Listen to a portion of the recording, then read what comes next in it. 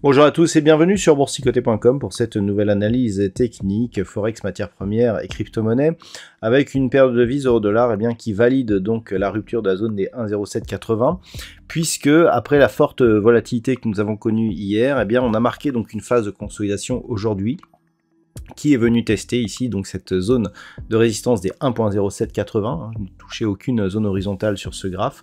On voit ici que l'on vient d'une manière chirurgicale ici sur ce niveau clairement identifié. On vient aussi chercher la moyenne mobile 20 exponentielle avant ici de commencer à rebondir. Donc on est clairement ici sur une dynamique haussière qui est en train de se confirmer. L'objectif, donc tant que l'on reste au-dessus de cette zone des 1.0780, reste cette zone ici des 1.09 puis 1,10 donc sur cette paire de devises euro-dollar. Sur la paire de devises livre sterling contre dollar américain, on ne parvient pas à trouver un nouveau souffle sur cette tendance. La zone des 1,2270 reste encore relativement loin. Là où on voit que l'on a une belle volatilité sur la paire de devises euro-dollar, on ne voit absolument pas la même chose sur la paire de devises livre sterling contre dollar américain. On a ici une zone intermédiaire qui est en train de se créer, voilà, sur ce niveau ici des 1.2190. Donc tant que ce niveau tient, il garantit une poursuite de la dynamique très court terme, mais il serait bien ici de valider une rupture de cette zone des 1,2270, à moins que celle-ci ait bougé ici sur cette zone proche des 1,2240, puisque nous avons ici une zone de point haut intermédiaire avec ici la zone de point haut que l'on vient de marquer. Globalement, donc ça se neutralise. Une rupture ici de la hausse de cette zone nous permettrait de revenir ici sur cette zone de point haut proche des 1,2435 et de valider la dynamique haussière moyen terme qui est en cours depuis maintenant quelques mois sur cette paire de devises livre sterling contre dollar américain après une forte baisse que nous avions connue ici durant le mois de septembre.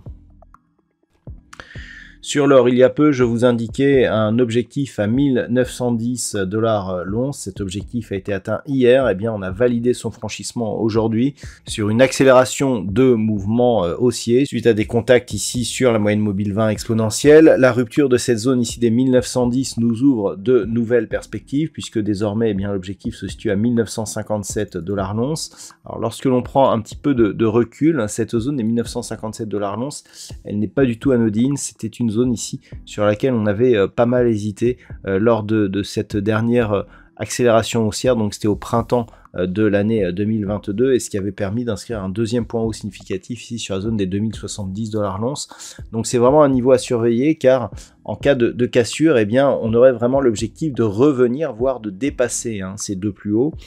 Clairement, sur un point de vue moyen terme, ça serait un très gros signal et pour l'instant, en tout cas, à part je dirais un mouvement de surchauffe qui pourrait intervenir, mais on le voit sur le RSI, on en est loin.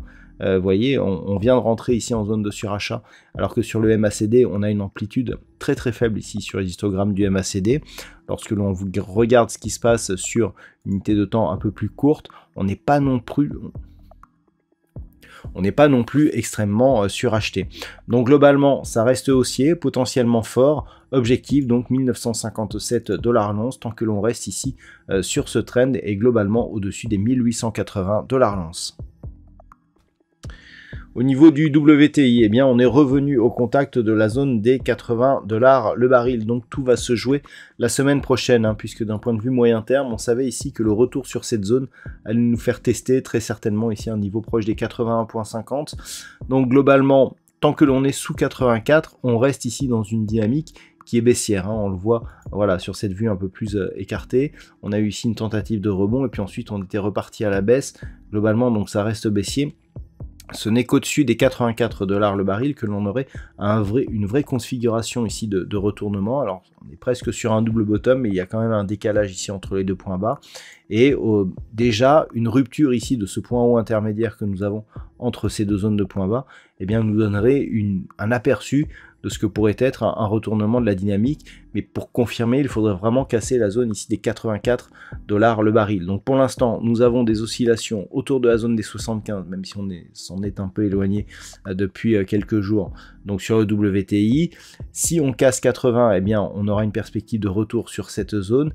Mais tant que l'on est en dessous, eh bien, ça reste neutre d'un point de vue court terme sur l'évolution du brut léger américain.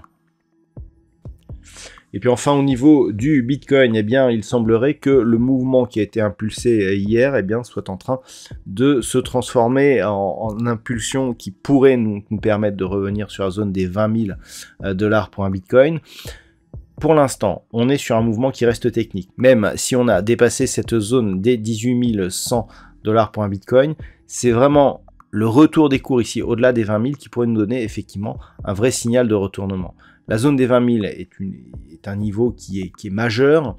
Revenir sur cette zone serait déjà un niveau important. Si on parvenait à dépasser ici cette zone des 21 300 $ pour un Bitcoin, on serait désormais sur un mouvement de retournement majeur de tendance, la tendance moyen terme. Donc, il va vraiment falloir surveiller ici ce mouvement, même s'il semble faiblir. On est toutefois à l'extérieur des bandes de Bollinger sur cette vue en daily. Donc globalement, on voit que la dynamique est bonne, mais ce n'est qu'au-delà ici de ces niveaux que l'on aurait un vrai signal de retournement. Pour l'instant, ça reste technique, même si effectivement on a cassé la zone des 18 100 et que c'était le minimum à franchir pour espérer avoir une reprise haussière donc de cette crypto. On est encore sur un mouvement qui reste insuffisant pour insuffler un vrai retournement de tendance, donc sur un horizon de temps un peu plus long que cette vue ici en intraday. Voilà donc ce que l'on peut dire sur l'analyse technique de ces 5 actifs. Je vous souhaite de passer un très bon week-end. On se retrouve dès lundi prochain pour d'autres analyses techniques, toujours sur le site boursicoté.com.